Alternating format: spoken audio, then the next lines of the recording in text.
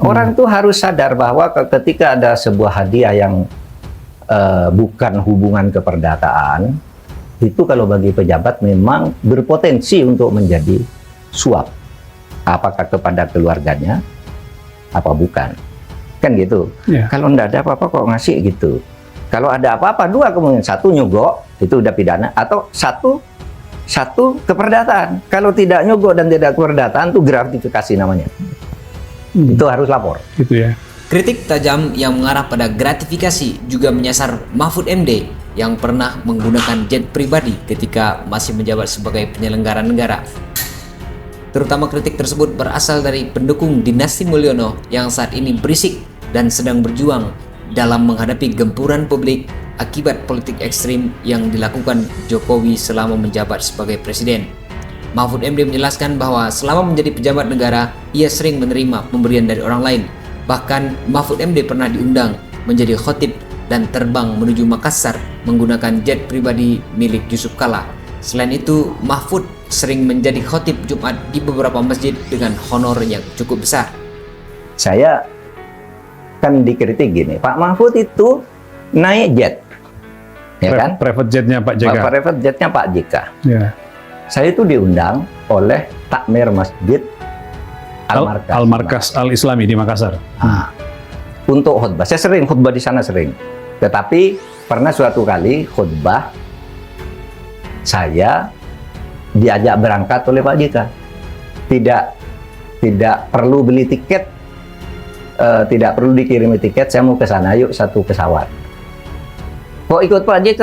Gratifikasi enggak. Pak JK itu kan ketua Dewan Pembina Takmir Masjid. Dia ngundang saya. Lalu ngajak saya, ayo saya jemput, antar. Nggak ada honor. Terus gimana caranya? Orang ngundang, terus saya datang, lalu dibilang gratifikasi. Lalu dia bilang, loh kalau bukan ketua MK siapa yang mau ngundang? Loh saya khutbah jauh sebelum jadi ketua MK. Sampai sekarang ini saya menjadi khotib di Masjid Istiqlal. Punya jadwal rutin, setiap tahun mesti khutbah Jumat, mesti ceramah bulan Ramadan, kemudian terkadang hari besar. Ada honornya besar. Masjid Istiqlal lu modern. Gambaran dia, orang khutbah itu apa gitu? Mungkin. Khutbah itu terkoordinasi dengan baik. Kalau Al-Markas uangnya gede, tapi saya tidak pernah mau nerima uang dari itu. Tapi kalau dijemput ya dok, iya kan? Ya. Kan ini urusan saya, gitu. Di Istiqlal misalnya, honornya gede. Modern. Masjid ya ini ya? Masjid. Apakah Pak Mahfud terima? Saya terima. Nih, saya tanda tangan. Saya masukkan saku ya. Ini sudah milik saya. Boleh dong. Saya diundangan dibayar. Tapi sesudah itu nih, ini sudah milik saya. Saya titipkan ke kamu, masukkan ke kotak amal. Dan itu disaksikan oleh banyak orang. Tapi saya terima ini milik saya sudah. Apa enggak boleh begitu? Diakui dulu sebagai milik, lalu sebagai amal dimasukkan dalam kotak amal. Itu hubungan keperdataan. Selain itu, Mahfud juga sering mendapatkan undangan di forum-forum akademis dan mendapatkan sejumlah imbalan atas ilmu hukum dan kepakaran yang ia miliki. Bagi Mahfud, honor yang ia terima bukan kategori gratifikasi karena merupakan bagian dari hubungan keperdataan. Nah, sekarang berikut. Saya memberi kuliah umum di kampus. Rektor ngasih tiket. Karena ilmu saya, bukan sebagai Menko, rektor ngasih tiket lalu ngasih honor.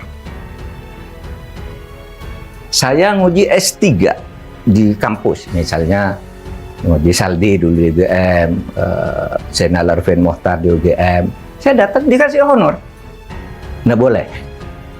Kan sama gitu. Itu padahal Bapak Ketua MK waktu itu ya? Ketua MK. Ini kan keperdataan. Itu keperdataan. Yang gratifikasi itu yang tidak boleh menurut saya. Kalau orang memberi tidak jelas maksudnya, itulah yang gratifikasi. Tapi di luar keperdataan tadi itu ada beberapa yang Bapak laporkan ke KPK, dugaan gratifikasi itu, sehingga Bapak Mahfud inisiatif untuk lapor. Ya, gini, saya akan tunjukkan bahwa saya paling rajin melaporkan gratifikasi. Oh ya? Iya, saya lapor. Di momen apa saja Pak, bisa disebutkan? Satu, saya pernah dapat honor hadiah hari raya. Saya paling tidak, saya ingat 7 ya. Hadiah hari raya dari Pak Sutioso. Pak Sutioso itu waktu itu Ketua Asosiasi Pemerintahan Provinsi. Lalu datang stafnya. Pak, ini THR dari asosiasi. Loh, kenapa THR? Karena Bapak menjadi narasumber di situ. Loh, setiap saya narasumber kan sudah dibayar. Enggak Pak, udah kembalikan aja. Enggak Pak, terima aja. Saya serahkan ke KPK. Diambil oleh KPK.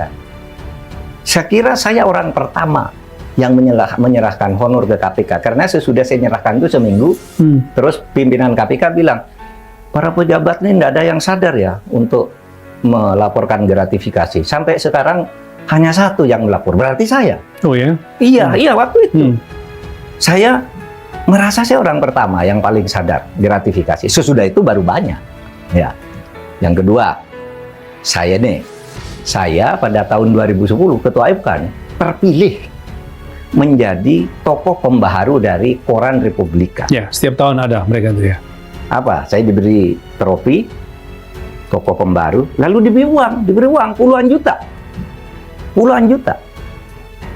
Terus saya lapor ke KPK. KPK, ini saya dapat trofi ini, tapi saya dikasih uang. Lalu sesudah kira-kira 2 minggu KPK yang surat, itu uang Bapak, hak Bapak. Kata KPK. Ada suratnya. Yang ketiga, saya dapat hadiah lebaran kurma 2 pak besar. Kurma dari Dubes Arab Saudi.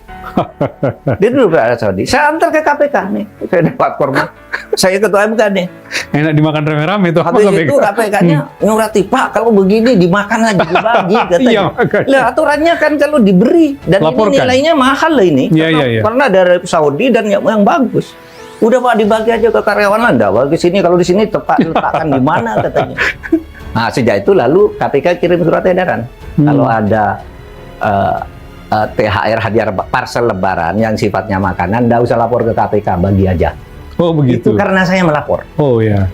Ada laporannya pasti ada, tercatat. Itu diberitakan oleh koran. Mahfud juga sangat rajin melaporkan pemberian orang lain yang ia terima kepada Komisi Pemberantasan Korupsi dari barang-barang maupun uang, bahkan emas selama menjadi pejabat publik.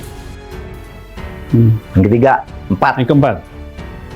ada teman saya, almarhum sekarang kayaknya, Kiai Badar Ali, Ketua NU Riau. Suatu saat nelpon, saya kangen sama Bapak. Oke, ke kantor. Habis pulang itu dia ngeletakkan, Pak, ini souvenir.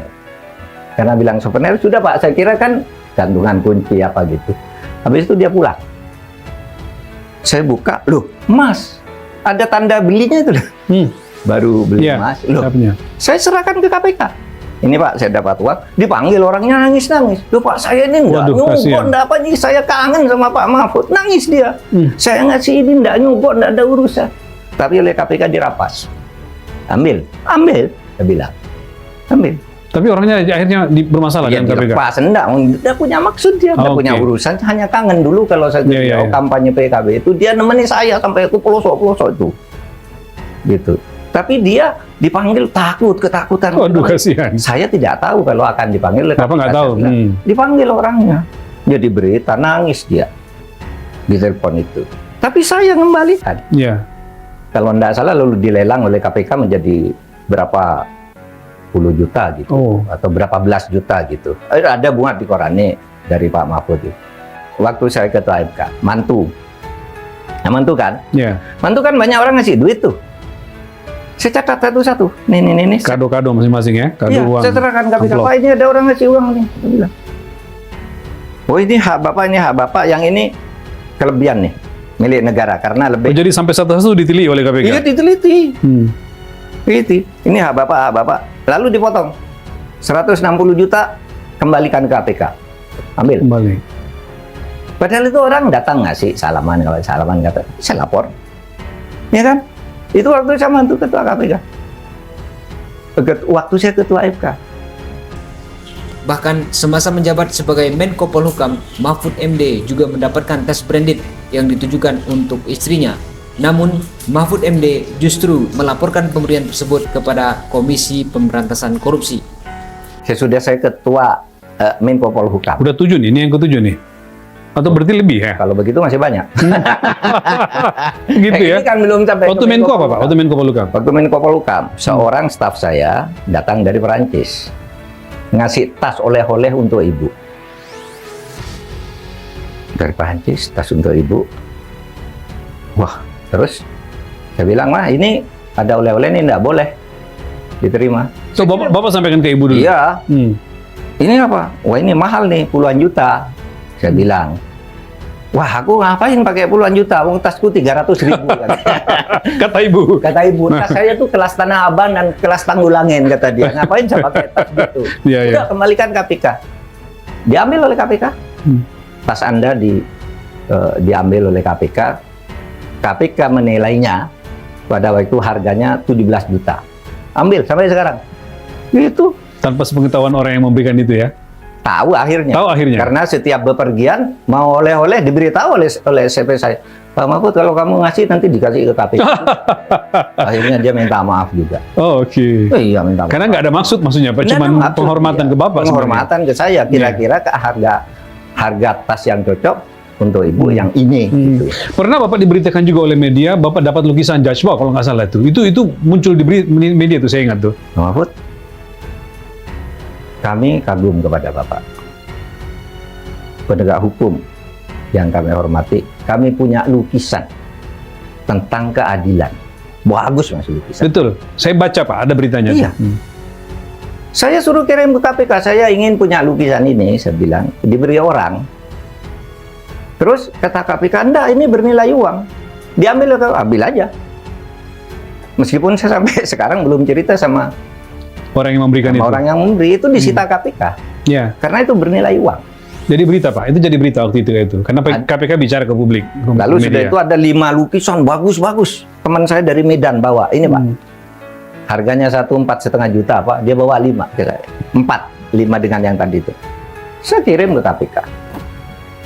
Katanya disuruh ditawarkan ke saya agar dibeli. Untuk apa saya beli? Orang mau hadiah lalu saya suruh beli, kan berarti menghina yang bersangkutan, saya bilang. Dan saya tidak ada tempat lagi, lukisan udah banyak. Lukisan-lukisan yang dibawa itu mana masih banyak ketika saya tidak jadi pejabat. Tidak ada tempatnya juga, saya bilang. Pak Mahfud, tindakan-tindakan seperti Bapak itu melaporkan setiap saat ke KPK, apa Pak moral story-nya bisa kita dapatkan deh? Apa bisa Iya kita... begini, orang tuh harus sadar bahwa ketika ada sebuah hadiah yang bukan hubungan keperdataan, itu kalau bagi pejabat memang berpotensi untuk menjadi suap. Apakah kepada keluarganya, apa bukan? Kan gitu. Ya. Kalau enggak ada apa-apa kok ngasih gitu. Kalau ada apa-apa, 2 kemungkinan. 1 nyogok, itu udah pidana. Atau satu keperdataan. Kalau tidak nyogok dan tidak keperdataan, itu gratifikasi namanya. Itu harus lapor. Gitu ya. Sehingga saya ngajak, siapa nih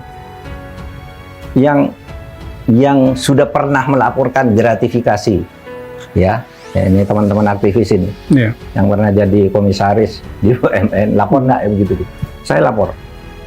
Bapak banyak bercerita tentang apa namanya gratifikasi, sementara anak presiden belum dipanggil oleh KPK, mantu presiden yang wali kota belum Maka dipanggil oleh bagi KPK, siapapun, gitu ya. bagi siapapun yang bilang Pak Mahfud harus lapor, ayo ikut saya ke KPK, sama-sama. Sekalian diajak Nih, ke KPK laporan ya. saya nih, Ya. kan gitu. Yang bukan hubungan keperdataan. Kalau hubungan keperdataan, masa saya beli bakso lalu apa ditambah 1 porsi oleh yang jual, Ya. gitu. Karena Bapak sering kesini nih, itu apa namanya, harganya digoreng dikit, misalnya, itu perdata kok. Iya, iya.